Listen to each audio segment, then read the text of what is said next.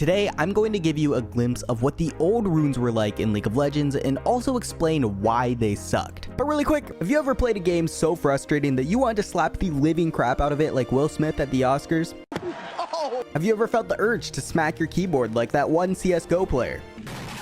And more importantly, are you maidenless? You are maidenless. But to get maidens, normally you would have to ascend past the point of mortality, which means going out and touching grass. But through the darkness shines a light at the end of the tunnel, a light known as Epal.gg. Epal.gg is here to satisfy all your gamer needs. Need coaching to help you transcend to the child your parents always wanted? Need someone to rage with you when you threw the game out the window? Need someone to hold your hand while you run it down? We have it all and much more. So drop on by epal.gg and you'll never have to game alone. And back to the video. To start off, these are the runes that we use today, and these are the old runes, and also the runes we used to use before Season 8 began in 2018. And if you're already confused on what's going on here, you're probably not alone. I mean, according to this poll, almost 50% of you started playing after 2018, which means half of you have never even played with them, and some of you probably didn't even know they existed. Now, it wasn't that everything about the old runes was completely flawed. There were a lot of perks with them too, but things are definitely better today than they were before, and I'll explain why. First, let's talk about how the old runes were set up and how they actually worked. The first thing to note is that the rune page and mastery page were actually separate, and the mastery page itself was actually pretty simple. It was set up like any other skill tree in a game, and you had 30 points max that you could add into it. The runes, on the other hand, are where things got a bit more complicated. In total, there were 4 types of runes with 3 different tiers. As you can see on the side here, the 4 types of runes were marks, seals, glyphs, and quintessences, or quints for short. Each of the types of runes had its own strengths and category of skills it was best at boosting. Mark runes, for example, were strongest for damage related stats, and they would add to things like extra attack damage, attack speed, crit chance, scaling damage, magic penetration, and there are even mark runes for hybrid penetration. The second rune, seals, were mainly defensive runes used for boosting things like armor,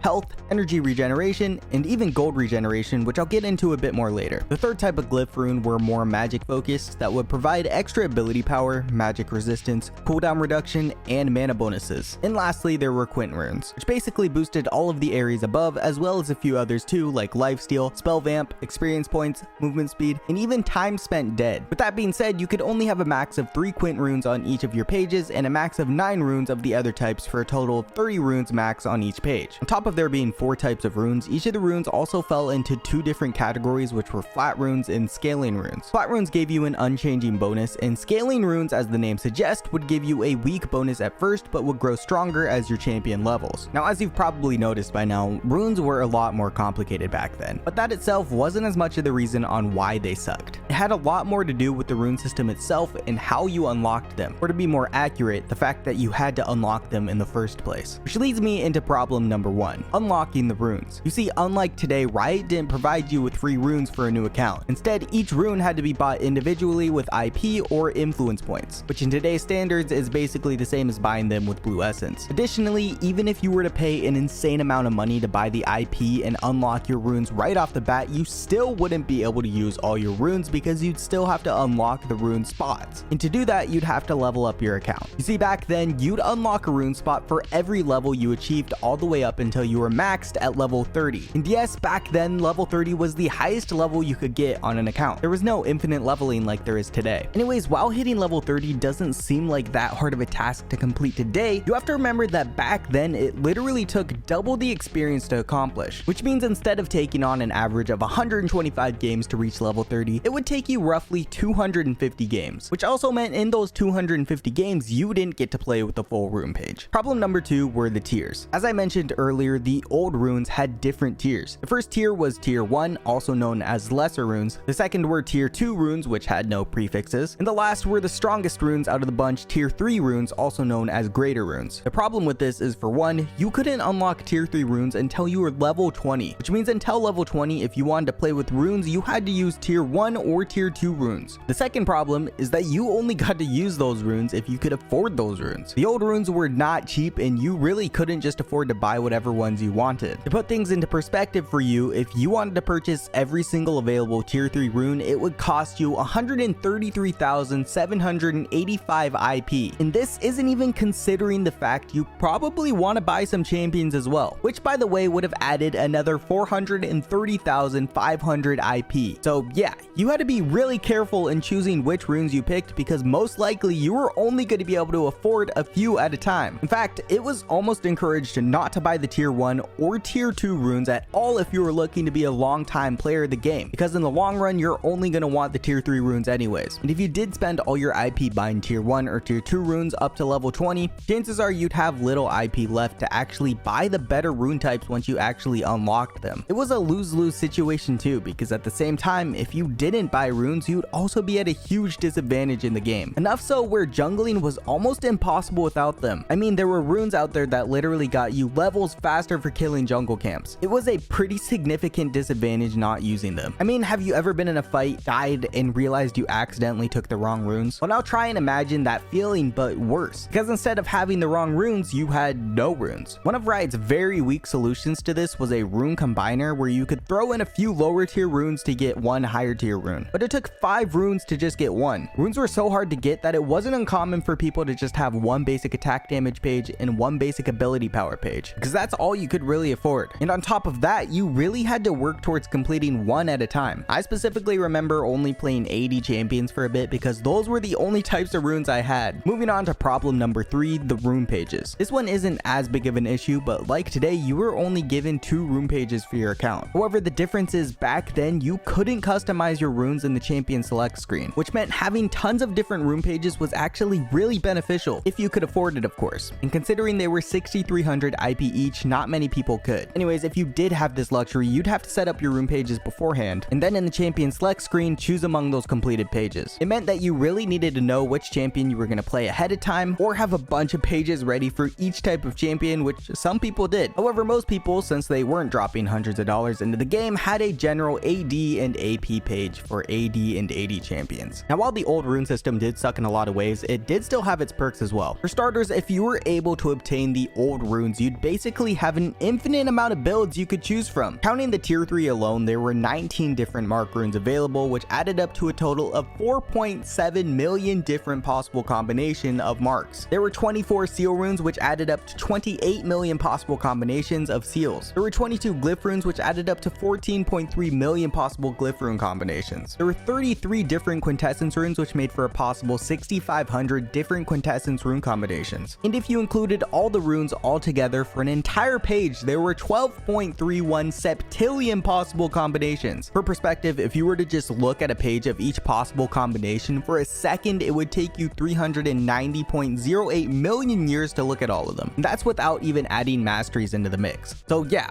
more flexibility, more strategies, and basically infinite options. And with these infinite options, it's also no surprise that some fun things, strategies, and builds did come out of it, like crit builds for instance. One of the most popular runes or builds by far was the 1% crit rune page. Basically, players would take a single crit rune on their page for the sole chance that you may get a lucky crit in game. It almost became a meme of sorts where you just see random moments in fights where crits would pop out of nowhere, and a lot of the time it'd help you secure the kill. I mean, crits do a lot of damage, especially at low levels, so it wasn't uncommon for people to lose fights or even lane from it happening. It was absolutely devastating to be on the other side of, but it was extremely satisfying when it happened in your favor. Honestly though, I think the 1% crit chance screwed me in CSing more than anything, but it was still worth it just in case.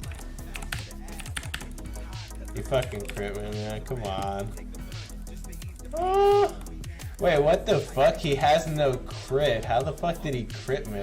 Wow, he must be running 1% crit. I don't think he'd run 1% crit though. I swear to God, if he has fucking 1% crit. He has 1% crit. Jesus fucking Christ. Speaking of crits, one of the most infamous champions to abuse the crit runes was Gangplank, or sorry, Critplank to be more precise. Basically, back then, Gangplank was already pretty lethal at level 1, but if you added crit runes on him, the game was pretty much already over. Between the crits, masteries, and Gangplank himself, you could start with up to a 20% crit chance at level 1, and the damage, as you can imagine, was insane. At that point, once you were set up with the rune page, all you had to do was start playing the crit lottery and hope for the best, as well as build more crit items, of course. Unfortunately, the full crit rune page cost you around 25,000 IP to build, but if you could do it, it was a pretty fun one to try out. Who lives in the bushes and Louie Looku? Create rune gameplay! One of the most memorable strategies with Gangplank was Bankplank, basically where he built gold generating runes and masteries along with gold generating items like Heart of Gold and Philosopher's Stone. After that, he would just AFK farm for 20 minutes until he got his Triforce and then stomp the rest of the game. Not the most exciting strategy, but it worked pretty well. There were a bunch more other builds too, of course, like an Ash crit rune build because back then she had an increasing crit chance passive, a death timer reduction rune build to make you, well, spawn faster. Yes, that was a thing. And another popular legitimate strategy was a movement speed rune build, more specifically using the movement speed quince because it gave you 4.5% extra movement speed, which is actually crazy. It was very helpful in getting you around, of course, but also dodging skill shots. Something else to mention is way back in the day, like in 2009 to 2011, Riot even released seasonal specific runes, which were kind of fun. There were runes for the wintertime, like the Mark of the Crippling Candy Cane, runes for Halloween, like the Quintessence of the Headless Horseman, and even specific runes for the winter games, like the Lesser Seal of the Medalist. Something else interesting to note about this list of runes is that there used to be dodge chance runes back then too, because that was still a thing. Additionally, Riot even did promotions for Razor and Intel where they made custom Razor runes and custom Intel runes, like the Intel i5 Glyph of Scaling Ability Power. It's actually a pretty good rune. Anyways, in the end, the old system sucked, but the old runes themselves weren't actually that bad. It was mainly the fact that things were pretty much pay to play. In fact, the old runes actually brought a lot of creativity and excitement to League of Legends. The real question is, if Riot were to just have made all those runes free for everyone, would that have been better than the system we use today? And my personal opinion is no. I feel like this could be a whole nother video on its own, but long story short, even though you had more creative freedom with the old runes, I still think they were too complicated for the average player. They also had a lot of other problems that I could go on about, like the ability to predict which champions others would play just due to looking at their page, for example. Anyways, overall, I think Riot surprisingly did a good job with the new runes and found a good balance between complexity, creativity, and simplicity. Anyways, don't forget to subscribe, it'd mean a lot to me, and let me know in the comments about your thoughts on the old runes too. A huge shout out to my tier 3 patrons Stefan, Noctech, and James, and a huge shout out to my new solo tier 4 patron Set Ride. And thank you of course to all my other amazing patrons as well. Thanks for watching. Bye.